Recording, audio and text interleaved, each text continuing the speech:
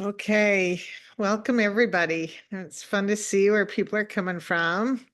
For sure, a good Utah contingent here, but it's fun seeing people who show up from other places. One of the reasons we're doing these weekly meetings, is for that exact reason. Even the people in Salt Lake can't always meet up, can't always meet in person. So we've been wanting to do this meet up for a while. And so we're doing it every week, every Wednesday night. I know some of you have been here the last few weeks, and thank you for joining us.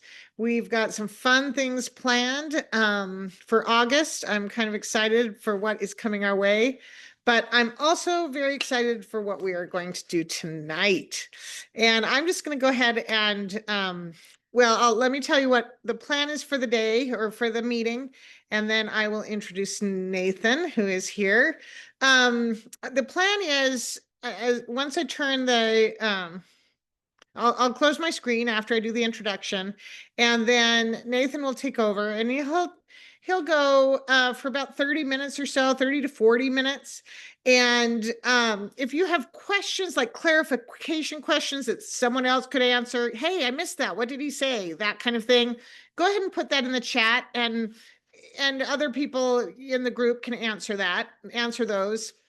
If you have a specific question that you really want Nathan to answer, put it in the Q&A. There's a little spot at the bottom of the screen that you should see a Q&A box. If you put it there, we'll get to those questions at the end of the meeting. And so as Nathan finishes up, we'll go ahead and open those questions, ask those. Sometimes there's time for me to ask a few questions as well.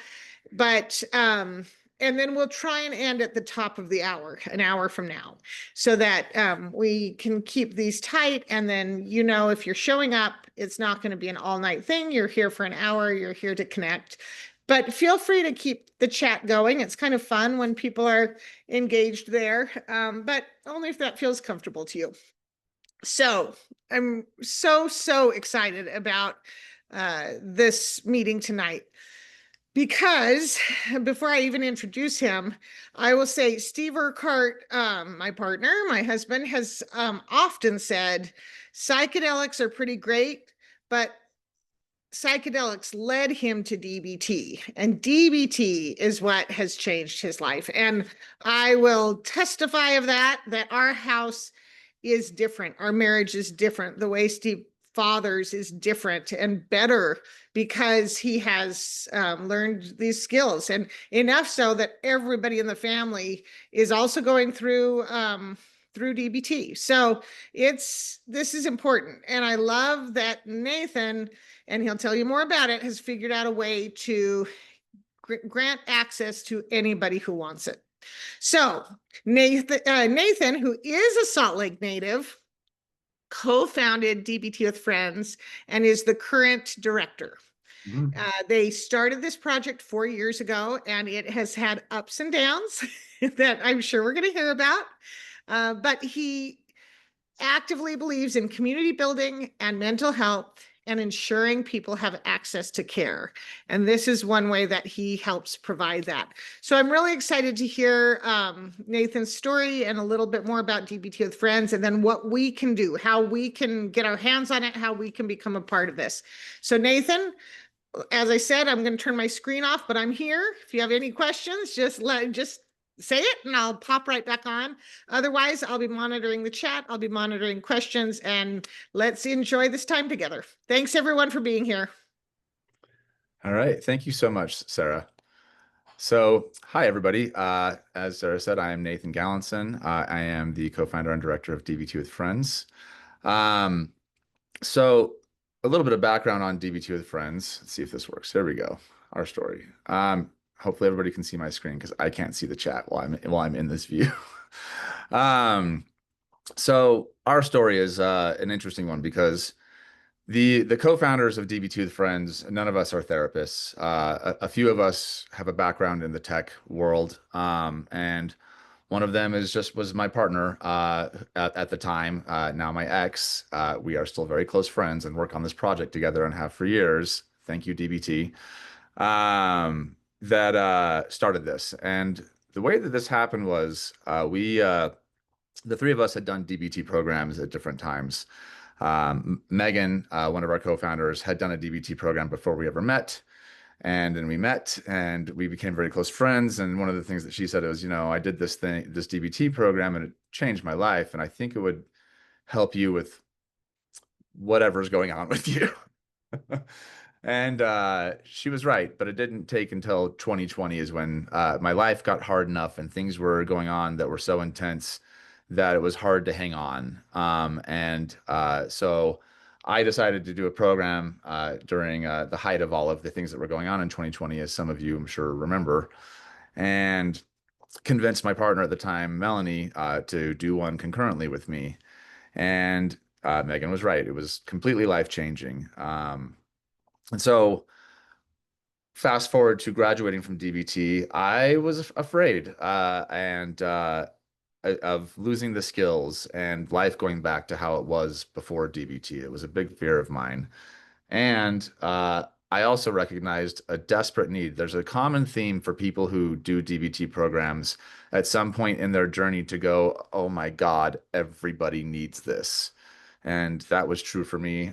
I am just tenacious about it. So I saw a big need. And so what we decided is to start a DBT skills group in our community with this idea that, in a clinical DBT program and in most clinical settings, you're not encouraged to make friends with the people in the program because it can be inhibitive to therapy, and it makes sense. Our philosophy is different, is that, well, communities with those kind of problems also need these skills and this common language so that they can work together collectively, to work both collectively and individually through their stuff and support each other in a way that's effective. Um, so we started in our friend group, and what we found, we wanted to see if it would be effective, if people were interested. What we found is that it was effective and that people were desperate for it. And so DBT was really, after that, we'd made a decision that we were going to go to Revival, which is a festival that's put on by the Divine Assembly, and it has a big focus on mental health and spirituality. And we thought that would be a good place to go talk about what we do. And we brought our entire friend group because that's who we'd been doing it with, and people loved what we were doing. And so then we came back and we're like, okay, crap. Now we need to start an actual nonprofit and figure out how to systemize and make this repeatable for others. And that's what we've been working on ever since. So that is our story. Our mission is, in short, to democratize mental health care access. My DBT program was very expensive, and which astounds me because it's not often covered by insurance, at least in America. But it was, it can last between a year to a year and a half. Our groups just are ongoing because it's also your community, and we fold in other practices, which I'll talk about in a minute. But it can be 10 or $1,000 or more. Mine was more. And so it was worth every penny, but that's not accessible to everybody. And it was an instantly recognizable thing to me. And another thing that was recognizable to me was that there was something about being able to work on these things with each other, which was an opportunity that I had with my former partner, Melanie, while we were going through our program together, like, of just practicing this stuff and really integrating it into our lives. And it really accelerated our growth. And for people who didn't have that, it was very apparent how dealing with the people in their lives who didn't have these skills and weren't trying to be effective and weren't trying to be self-aware in these ways, that you end up doing all of the work for them. And it's exhausting. So we are we have kind of a two-pronged approach to what we're trying to do. Is that what we've been doing for the last 4 years is boots on the ground, grassroots mental health support groups that are peer-to-peer led, and that with the idea of trying to train people and get people involved who want to lead groups, which is our hardest problem to solve. And so the idea, though, is kind of like, an MLM of mental health, of planting these seeds, which is why we choose the dandelion as our logo, of consciousness in these communities, and injecting these tools so that people can lead and mentor each other within a family group or within a friend group, or however that looks, with the idea that, like, anybody can teach these skills. Like, they are very skills based. They're very acronym based. There are workbooks everywhere. We have our own workbook. And all of the information that you could want is online. But where the really important stuff outside of therapy, and therapy is very important if that's available to you, is your community who is all working towards these same things. And that's really where we think our special sauce is. So what we do is a lot right now. It started with just our friend group, and that has grown to a lot. So the basis of this is always peer-to-peer learning. That is where the most change happens, and I think is the most ideal version of DBT with friends, and also of just doing a mental health support group, outside of having a clinical program that is practicing. Community building, that is our other emphasis, is having people that you can rely on that are using these same skills and tools that I've talked about previously. Is that there's something different about the people who can hold you accountable in evidence-based ways, and they can give you advice and support in evidence-based ways that will actually make your life better. It's different, and it's interesting because at DBT with friends in our community, we get in our little bubble where we're all working on these things and communicating these ways. And then you get out in the world and it's very jarring. Like, oh yeah, people are like this. I forgot what it was like out there. But it makes you more effective at dealing with the world. And then having people that you can rely on after you have to deal with the world. Another one that we're working on is, and this is something we're really excited about, is one-on-one DBT skills coaching, which will also include online DBT skills groups. We're getting ready to launch that soon. We're going to have more resources for people who we feel are qualified to lead that, to do coaching and to lead groups online. So stay tuned for that. Along with that is developing resources for group leaders so that recreating our process in other communities is easily done, where they have a bunch of resources and information at their disposal so that they know how to lead a group, that we can also offer training to improve group leadership, and also oversight and resources to make sure that everything is done in an ethical way, and that people have reporting and things for any kind of issue that may arise. The thing that we're also really excited about is smarter solutions of our technology solutions. Like I said earlier, a lot of us have a software engineering background. And so what we're doing is trying to solve a lot of the issues with technology that we individually had found that would be a big tremendous help on our own therapy journeys, as well as tools that we've been able to figure out over the last 4 years of things that would help within community healing, and also more things that would help our community members individually on their therapy journey. And so we have lots of exciting things that we're working on to also to make therapy and healing more fun and more engaging, because it's already a really hard work on its own. All right, I'm going to just sweep back over here and see if there's any questions. Nope. Okay. So, so now I'm going to talk a little bit about DBT, since there's probably some people who don't know what it is. If you do know what it is, you're probably really excited about this, because that's the way that DBT is culturally. So dialectical behavior therapy is a therapy that was created by Marshall Linehan, and it was created to treat people with borderline personality disorder specifically. Marshall Linehan had had some experiences with Zen Buddhism and knew that it had helped her a lot, and wanted to figure out ways to turn it into an evidence-based practice from a clinical perspective, because she was a clinical psychologist. And so she gathered all of these kind of DBT is an amalgamation of a bunch of different evidence-based therapeutic practices, as well as sort of life hacks that are also evidence-based from neuroscience. And so it borrows from things like cognitive behavior therapy. It borrows from somatic experience. It borrows from acceptance and commitment therapy a little bit, and just these various things, as well as a lot from Zen Buddhism, but like with all the dogma peeled away and just more like practical steps. So the 4 pillars of DBT are mindfulness. Mindfulness acts as the foundation for DBT. Every pillar is mixed with mindfulness, and mindfulness is a thing that you try to cultivate and it is an ongoing lifelong practice. It is not a destination. And mindfulness tools like help you stay aware of your thoughts and your patterns and as aware as of what is reality and what is not reality. And am I living in the past or am I living in the future? Do I have access to all of my faculties? That's what mindfulness is good for. Conscious awareness. And also managing your emotions and your distress, because mindfulness is proven to do a lot of things to aid in a variety of maladaptive coping mechanisms and things that we face.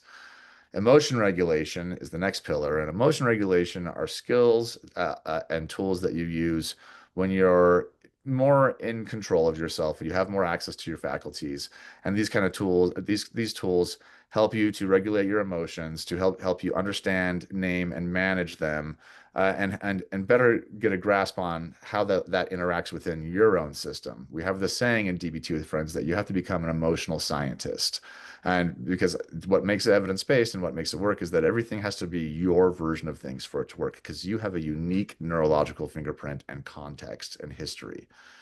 Um, so that's what emotion regulation skills are for. Whereas distress tolerance skills are for when you are really activated, you are doing behaviors that are maladaptive, that are meant to put out the fire, whether it's internally or externally. And that those can be like a lot of behaviors that are like drug use or self-harm or suicidal thoughts and ideations, or addictive sexual things, or just self um, abandonment things that typically cause harm. And so distress tolerance skills are meant to put out the fire, whereas mindfulness and emotion regulation skills are more kind of what we consider top-down cognitive approaches. Distress tolerance skills, we take a different route and we do a bottom-up approach. And the reason that we do that is because of a thing called amygdala hijack. Amygdala hijack is a phenomenon that occurs in most creatures with a brain that have, and it's tied to your amygdala is an almond-shaped piece of your brain that it's near the base and folded down deep. It's an early evolutionary part of our brains, and it is responsible for your fight, flight, freeze, fawn, appease instincts and reactions. It also sits next to the memory areas of your brain, especially deep old memory areas of your brain. And so when the amygdala is activated, it's drawing from memory, and trying to make sense of these things without access to the part that your amygdala shuts down, which is your prefrontal cortex, the upper regions of your brain that are responsible for your logic, your rationality, your ethics, your ability to get things done, your ability to take care of yourself, your ability to do math. Like it is all of these very costly things that require a lot of calories to function. And when we are in distress, we pull those away. The amygdala shuts down the prefrontal cortex, and now we are doing cognitive distortions, black and white thinking, living in the past, living in the future, all or nothing reasoning, emotional reasoning, just those kind of behaviors. And that's what distress tolerance is for, is to use our body to calm down our nervous systems, to trigger things like the parasympathetic nervous response, which is our rest and digest response. It tells our body that we're calming down now, and it has the added effect of calming down our minds, reducing amygdala hijack, and giving us back access to our prefrontal cortex, and thus our ability to think clearly and act within our values. Interpersonal effectiveness is the skill of building healthy relationships, advocating for your needs, doing negotiations in a way that aligns with your values, and dealing with the outcomes of when we don't get what we want, which is inevitable in this world. And that, mixes back in with things like mindfulness and emotion regulation.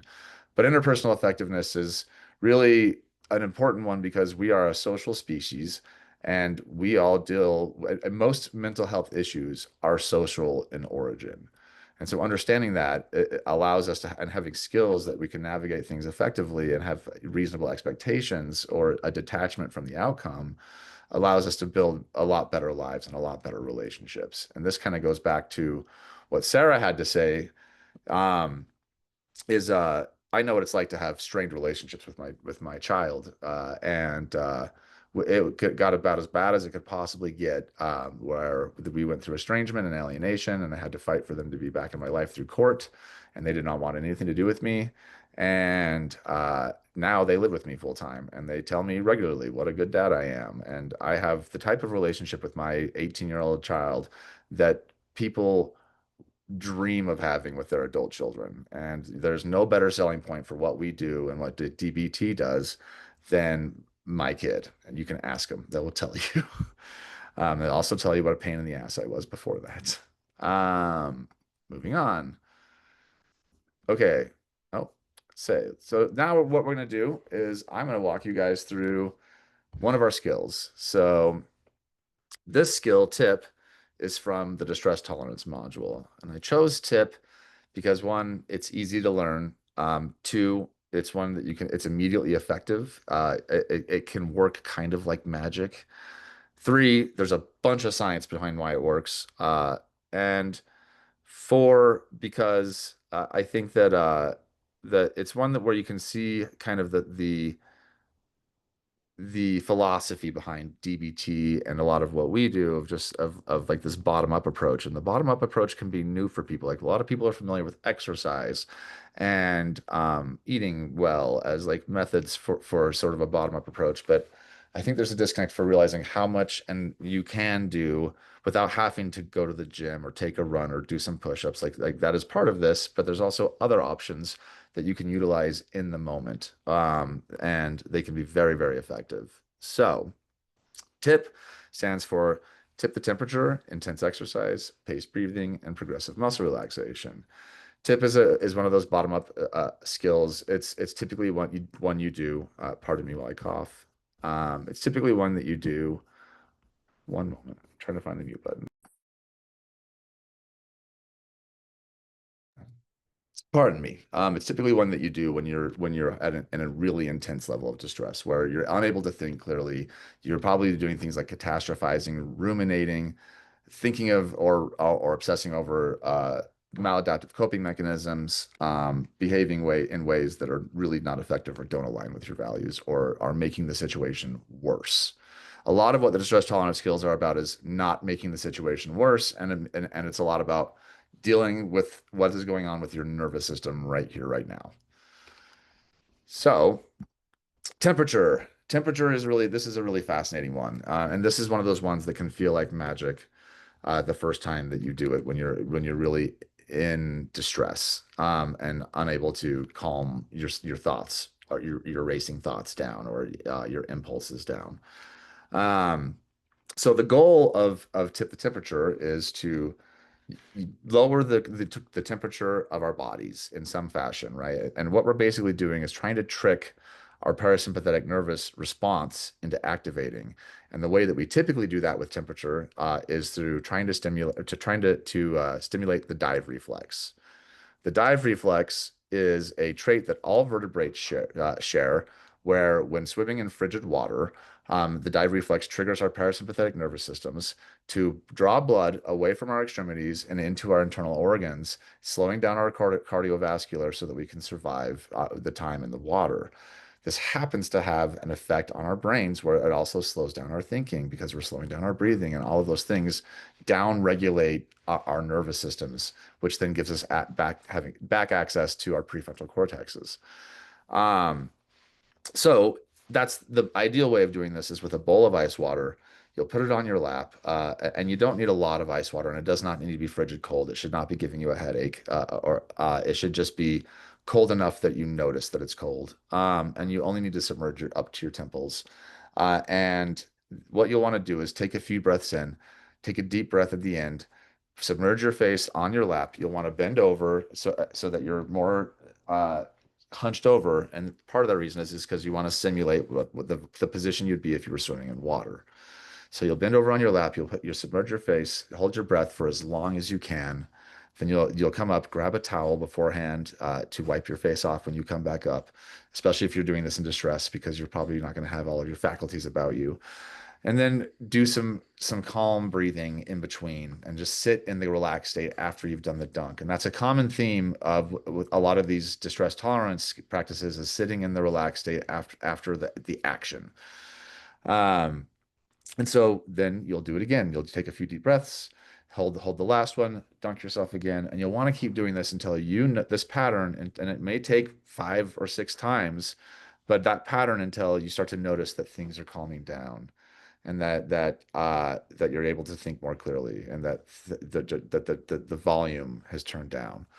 Um, so you can also do this, as this mentions, with like ice packs, if that's what you have handy, or ice cubes, if that's what you have handy. You can take a brisk walk in the cold in the winter, if that's what you have handy. It doesn't need to be all or nothing. And that's a big thing with DBT, is learning that you can do a little bit of things, and maybe it won't help as much as the bowl of ice water, but it still helps a little bit. And that we can stack those things in over time to downregulate in an effective way that works for us.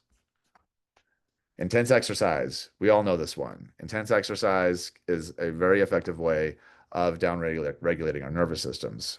For a big majority of a human time on this planet as Homo sapiens, we walked everywhere and we were migratory. And when we would have a moment of danger, usually it was when we were away from our tribal unit, and then we would have to walk 5 miles or 30 miles or more, depending on your life, and that was where we would walk off a lot of the dysregulation that our bodies build up, that we're not dealing with tigers, and we don't have time to go walk 5 miles after we have an argument with our partner, because we also have to go to work and do all these things. And so this is where, you know, realizing that you don't have to do everything. It doesn't have to be an hour at the gym. It can be 10 minutes, and it can even be 5 minutes if that's all you got. But 10 to 15 minutes at least is where it is kind of the sweet spot for this, to get your heart rate elevated, maybe break a sweat if you can.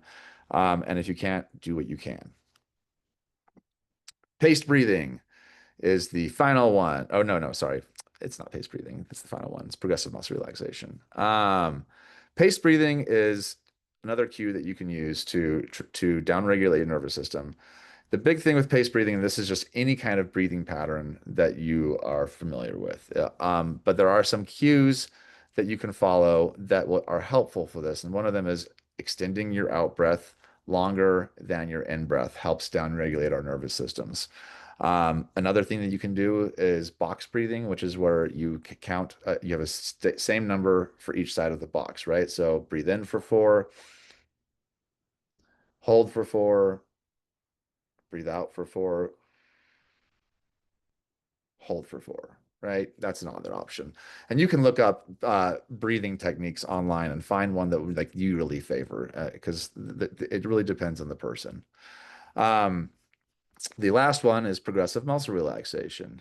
So progressive muscle relaxation is a skill where, if you've ever done yoga nidra, you'll probably be familiar with this. What you do is you will like, and what often with these things is like you'll mix paced breathing with whatever you're doing, right? Is that if you're doing temperature and you're dunking your head in water or using ice cubes, you'll do some paced breathing before you hold your breath, and then you'll do the temperature aspect. Or if you're doing progressive muscle relaxation, you'll do some paced breathing, then take a deep breath in. And what you do with progressive muscle relaxation is it's kind of like a body scan in a meditation, but you work your way from between different muscle groups, and you will squeeze them as hard as you can. And you will take a deep breath in while you do it, and you will just squeeze and squeeze and squeeze. And it's a hard squeeze. Do not injure yourself, but like, you want to be putting in effort. And then you will do that for until it feels a little bit like too much, and then you will let your breath out. You'll relax the muscle group that you were working with, and then just let your breathing return to normal and sit in the relaxed state. Like, that's a big one for both of these things, is sitting in the relaxed state, noticing how we feel in the relaxed state, noting that it's working is a big one. Like, okay, that works. This is working. Good, good. Because that helps encourage our minds to go like, okay, the next one's going to work even more. So you'll work your way through your whole body if you have the time. If you don't have the time, do what you can. Like, do it under your desk at work. You can get away with you can do it with just your feet and your shoes. Like, this is one of the things, is like learning that you can do a little bit. You can always do a little bit, and go to the bathroom if you need to do it. Like, there's always a little you can do. So that is the end of my presentation. And want to talk about some things that we have available to you guys before we take any questions. is, if you have any, is please visit our website. We've just rebranded everything and redesigned our website, and I spent a lot of time getting it launched the last few days, and it is ready. You can also find us on social media at DBT with Friends on Instagram and Facebook. Stay tuned for more of that. In the future, we're adding a lot of tools. We're working on an app. We have a Discord server that you can find through our website. And if you want to get involved with anything we're doing, if you want to come help us or you want to come to one of our groups, please get in touch with us. Join our Discord and we will chat. Awesome. Nathan, this is so good. I do have a few questions, but I'm going to remind people, if you want to put a question in the Q&A box, we will start addressing it. Nathan, if you want to stop sharing, then we can then people can see our faces. And for some reason, I am bright red today. So I'm going to acknowledge that because I know it's a little odd and it just happens to me sometimes. I think you look great. Thank you very much. The first question that we got in the chat was, what is that thing on your wall behind you? So that is a nano leaf that actually my friend that helps run the Wednesday group, Barlow, got for me as a housewarming present for my previous apartment where we were doing a lot of Awesome. DBT groups. So it's a collection of nano leaves that we turned into what we call the Star of Joyvid because it sort of looks like a Star of David. And yeah, I love that thing so much. It's awesome. If you sold some, if you put a link in, you would have sold some tonight. I'm telling you already. You can get them online. They're called nano leaves. Okay, good to know. Yeah, they have Okay. lots of shapes. All the shapes, is that what you said? Oh, yeah, they have a lot of shapes. Oh, okay, awesome.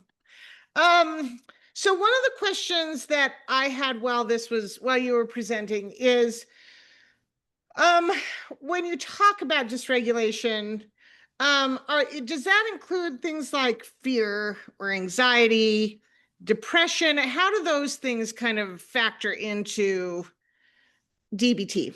Sure. So those are all emotions, right? Fear, anxiety, depression is kind of an emotion, right? Sometimes depression is like a combination of emotions. Um, and depression is also an interesting one because depression is also like kind of a spectrum of behaviors too, right? But part of this is like is learning to name those things and understand the connection between like understanding what an emotion even is because some people have misperceptions about what emotions are, right? Emotions are a combination of things. Like to make an emotion requires it starts with a sensation in your body, and then there's a region of your brain that interprets that sensation and goes, okay, this means and usually it's attached to memory, right? It's like, okay, like this thing feels like this thing from this one time when I was 5. So it's probably that thing. And then other regions of your brain go and examine that and go, okay, is that true? Okay, it's probably true. This must be true. These emotions are my entire reality, and everything that I just thought of must be completely real, and it's all that's real for some people. But like I think we all know what it's like to be our emotions. Like I am sad. I am afraid. And one of the things that DBT teaches us is to learn that our emotions are not us, right? Our thoughts are not us. That they are things that are generated by us, but and a lot of it without any conscious effort. Like like the learning the more about how the brain works is really revelatory about how little of this stuff is initially under our control, and the only way that you get control of it is with access to it via your prefrontal cortex. So you have to keep yourself regulated and you have to practice. And that's what DBT with Friends does is we give people a space to continually practice this stuff, both on their own and with each other in an ongoing like way where it's really reinforcing, right? And self-reinforcing. And so learning the difference between an emotion and a thought is a big one, right? Because we use a lot of language like I feel like you're being mean. Well, no, those aren't feelings, right? Like I feel upset or angry because I'm interpreting your behavior as mean. That is a technically correct sentence, right? Um, And so a lot of what DBT is about is like learning to discern the difference between these things and also learning to separate from them and go, okay, I'm experiencing fear, but do I have to act on that fear? Is this the right time to act on that fear? Is this fear even rooted in anything real, or is it based on a story that my mind made up so fast Stories, that I stories. right. And DBT is a lot about the story monster, right? And learning Yeah. to navigate his or her antics. And so, ultimately, what the way I see this, to put I guess, a ribbon on it, is that what DBT and these other kind of practices give us is the ability to make a choice that we don't realize until we start doing this kind of introspective work. And it takes ongoing practice. Like you said, psychedelics are a doorway, but they'll only get you so far, right? That you have to walk through that door and then you have to pick up the shovel and you have to do the work. Right. Right. And it's there's an old saying in Buddhism is that before enlightenment, chop wood, carry water. After enlightenment, chop wood, That carry would water. be water. Yeah. Right. So Right. to me, Always doing the basics. yeah, and it's a process of coming back to the basics of Yeah. over and over and over Yeah. again, because ultimately you're gonna go through situations in life where things get really hard, and these old patterns and thoughts and ways of ways of doing things will reemerge because they're so rooted in like old parts of your brain and parts of your psyche that suddenly you're like, oh my God, I'm doing this. Like I haven't done this in 5 years. What's happening? But like that's part of the process, and understanding that like, okay, like I need to get back to the basics. I need to do some really big self-care things. Like I need like to do some things to take care of my environment and myself so that I can reach back to a baseline again. Um, You yeah. know, I have autism, which is something I'm learning about. And I realized with my therapist, she would say, "What are you feeling?" And Mhm. I am blind to my feelings, right? I've never been able to make that connection. I bought this, oh, it's sitting behind me. I bought this pillowcase, Yeah. which everyone's familiar with this, but I use it when I start to get dysregulated or as I'm breaking something down. I'm like, where am I on this? And I have to have it right next to me because it's something I'm learning, right? That's something some people learned when they were 5, and I'm 55 and I'm still just figuring it out. So showing up wherever we are without shame and trying to improve, I think, is a big piece of this. Absolutely. Like we are a judgment-free zone. We have a Yeah. judgment bell that we ring if you're using judgments. We tell you to stop talking shit on our friends when we meaning you to yourself. Yeah. We, I so love it. we're really conscious of how we speak to each other and to ourselves in our community and in our groups, because a lot of people don't understand is that neurologically your brain does not know the difference when you are using self-deprecating humor between being literal. It does not know the difference between a joke and saying something mean to yourself, and then like the higher level parts of your brain going like, oh, I know that's not real, but the interior parts of your brain do not know that. Yeah. And it is a process to unlearn those things. And so it requires a lot of patience, a lot of gentleness, a lot of care, a lot of support, and practice. And that all I that love means it. compassion for yourself, right? Not being judgmental. And if you want to talk about that from a neuroscience perspective, the being loving and gentle with yourself is doing that releases hormones in your brain that make your brain more plastic. Doing things that are mean to ourselves and judgmental and crap all over ourselves releases hormones that make our brains more rigid, cause things like cancer, and like cortisol in prolonged states in your system is really bad for you and can kill you over time. So it's really quite clear that the judgments and the shame are not we're not meant for it. We so All right. I have a couple more questions. sure. To start with, how, if people like the concept, how do they start? What are actual Yeah. next steps? So this is an area where you're going to have to be patient with us for a while, because this Okay. has been one of the problems that we've been trying to solve as an organization for 4 years.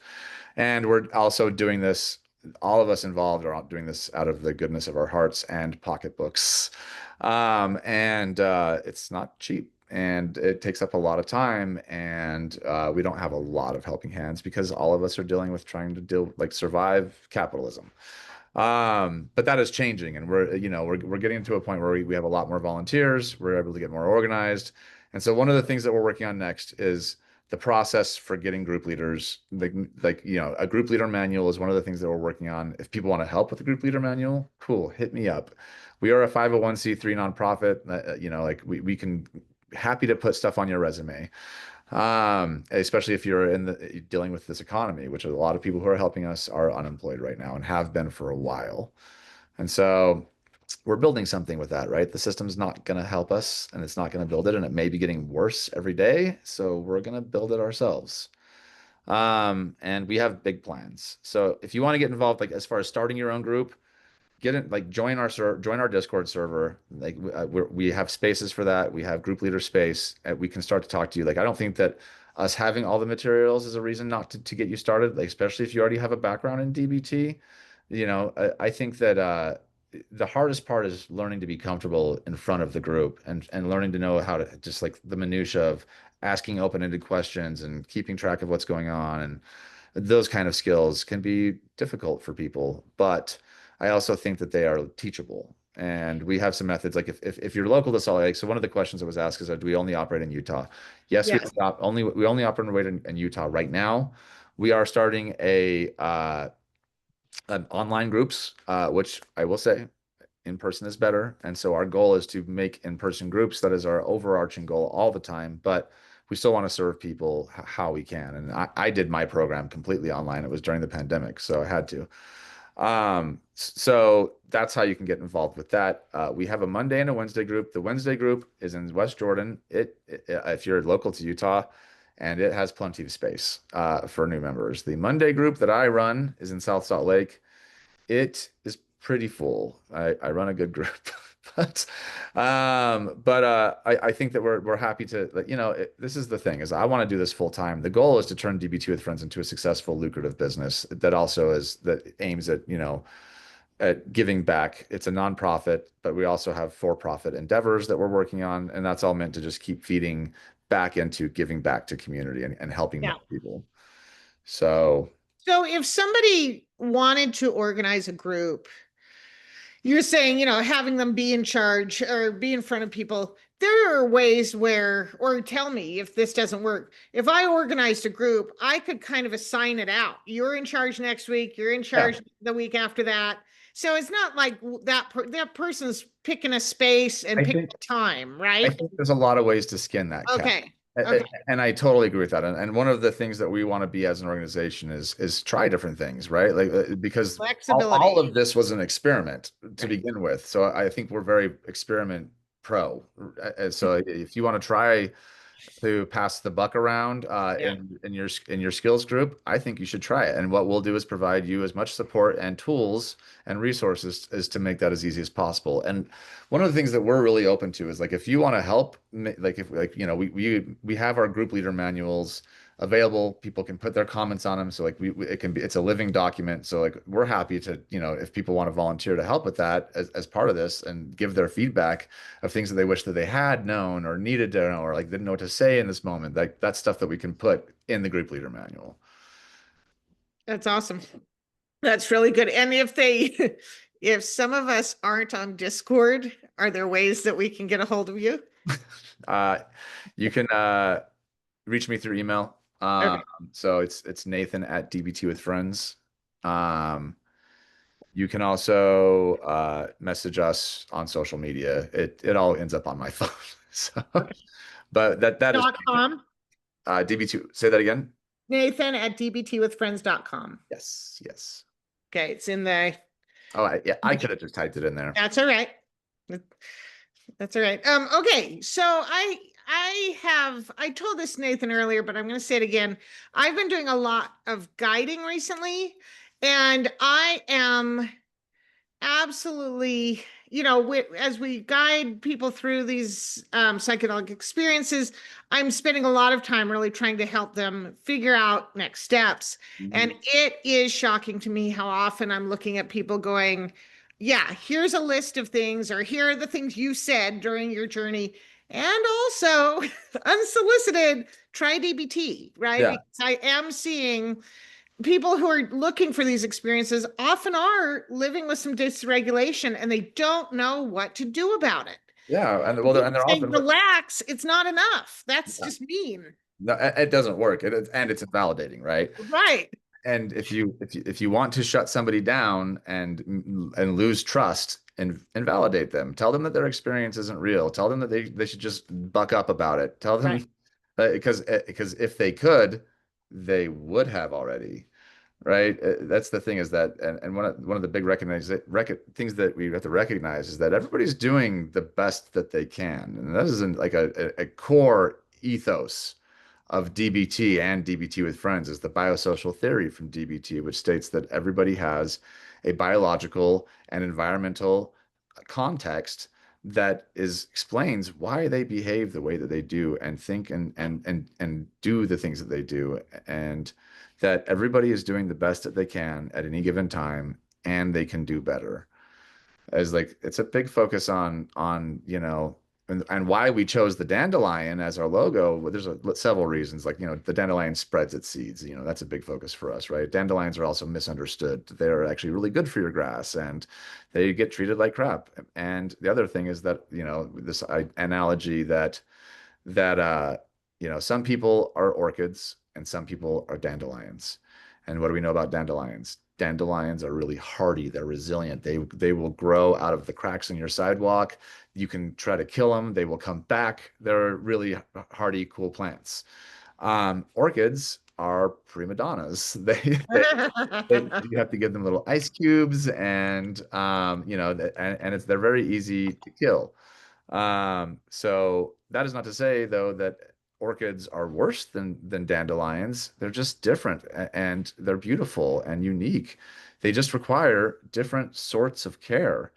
But if Yeah. you're an orchid trying to live like a dandelion, which most of us are, honestly, and I think way more people than more than people think that they are. They're more sensitive than they believe, a lot of people, I think. That if you're an orchid trying to live like a dandelion, you're going to have a bad time. And capitalism and the kind of our society, it forces you to be a dandelion and expects you to be a dandelion. Yeah. That's just not the reality. Okay. Um, I love that. One of the things you did say earlier, which made me laugh, is that when we're dysregulated, that math is tied to the prefrontal cortex. Hmm. And that is so funny to me because occasionally Steve would take us to casinos to play, blackjack. I freeze up every time. I can't do it. I can't do the simple math of adding up to 21. And that's probably why I'm just so nervous. Overwhelmed. They're wrong. I'm going to look dumb. Ah, And yeah. it's so Yep. funny to me that when you Yep. said that, I'm like, I'm not great with math when I'm relaxed, but when I'm Yeah. not relaxed, it's a no, I can't do it at all. So that's very Well, here's my DBT tip for what you just said. okay. Is you said I'm not great with math even when I am relaxed. And what we would say to you in group is try rephrasing that because you're casting a spell on yourself. I'm not great with math, Fascinating. XYZ, right? Yeah. So Okay. so like it's like I historically have a harder time at math, right? Or like I could I, get better at math if I I practice. could be better at math. Yeah. Oh, that's okay. I love that. Very So good. I'll give you a small example before like of this in action is that I used to say that I was bad at remembering names, and thus I was bad at remembering names. This was only like in the last 2 years that I started doing this because I was like, holy crap, I am totally casting a spell on myself. And so I was like, okay, I'm gonna stop saying that I'm bad at remembering names, and I'm gonna say actually I'm like really working on remembering names. And it was fast. It really and it also because of saying I'm good, I'm working on remembering names and phrasing it that way it made me more intentional in the moment of going like, oh, Patrick, okay, Patrick, okay, got it. Right. Like, and then it happened so fast that it kind of floored me that just kind of changing my approach and how I thought about it made that a new reality for me. That's amazing. I love that and totally believe it. So thank you. Okay. Any final questions? Put them in the Q&A, put them in the chat because we can see them. But and any final thoughts from you, Nathan? And then before we end, I do want to talk about what our plan is for next week. Yeah. And also, Mike, just so you know, we have some members in Utah County. So like I've been trying to get them to start a Utah County group forever. So we are into that. Awesome. Thanks, Mike. All right, Nathan, anything else? Any final thoughts from you?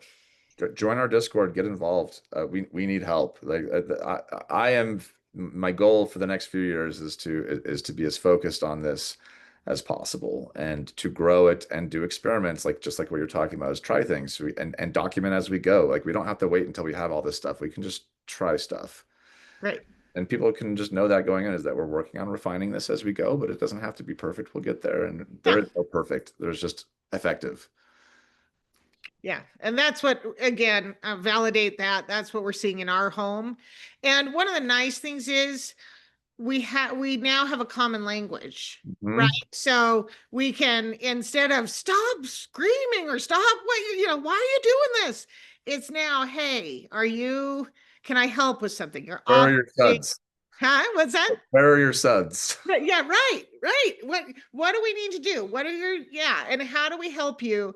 And it's feels far less threatening when it's happening to you. It also feels far less threatening when somebody's dysregulated. Hmm. Right? I'm like, I don't need to pick it up. That's their deal. If I'm here to Yeah. or I can support, but I'm not going to let it, impact It my doesn't, it day. doesn't, I don't have to personalize it, right? Right. Right. Right. Yes, yes, someone's mad in my vicinity, but it's not going to impact me, or it isn't necessarily about me, which is not Right. what I learned in my childhood, right? Yeah. Same. I was managing everybody's feelings. So I did that for a lot of years in my own household, that, with the kids I was raising and my partner. So it's really nice to see everybody kind of figuring it out. And this has been a real help for us. So I love that so much. Good for you guys. I'm really proud of you guys. yeah, it's been really great. But I'm going to say that's a lot on you, Nathan, whether you know it or not. But yeah, you've made a real impact on Steve, um, and the idea that we don't have to go somewhere and pay a lot of money. We're smart people. We can figure Yeah. it out. And yeah, if we can create some groups within TDA and within this community, how great is that? I love that. And I love you guys. So like Yeah. I'm happy to be involved with TDA and I have a lot of affection for it. I mean, we were born there. Like Yeah.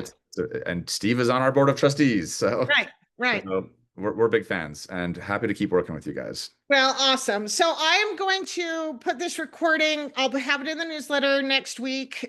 So you guys can get back on if you need to see anything else, or send friends to go see this if you think that's going to be helpful to them. But yes, thank you. Thank you, Nathan, for being here. And thank you, everybody, for participating. Next week, it's a fifth Wednesday. And we only have a couple of those a year. So I want to try something that maybe you'll hate, but if you hate it, we won't do it again. If you like it, we'll do it more. Because this is supposed to be a meetup, we'll start the webinar, but then anyone who wants to take a minute and kind of introduce themselves, I will give you privileges so your screen can come on. We'll give you about a minute.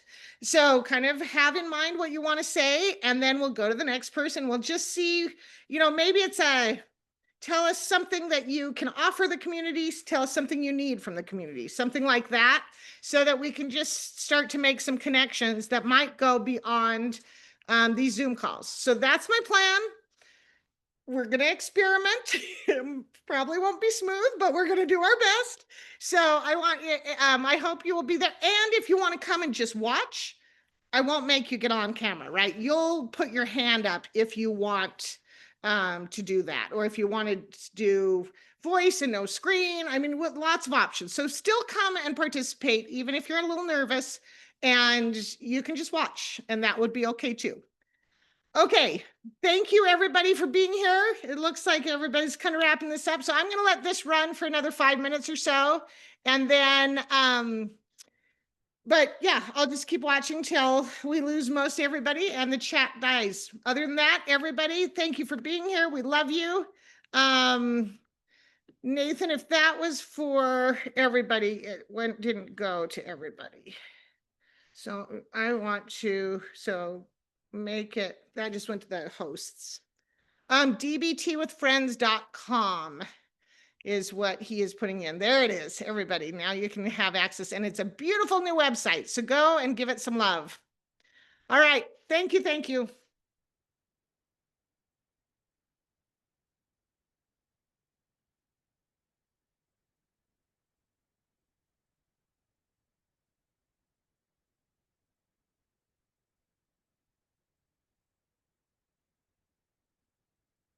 I see a question. Stephen, are you still here?